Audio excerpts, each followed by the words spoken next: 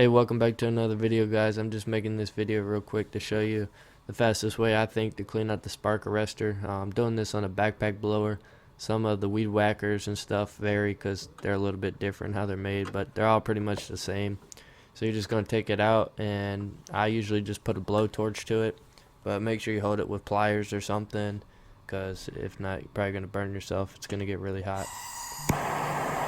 As you can see here in the video, the spark arrestor is pretty black. That's from carbon buildup, and usually that'll cause your blower to bog down. Sometimes it'll even cause it to stall out a lot.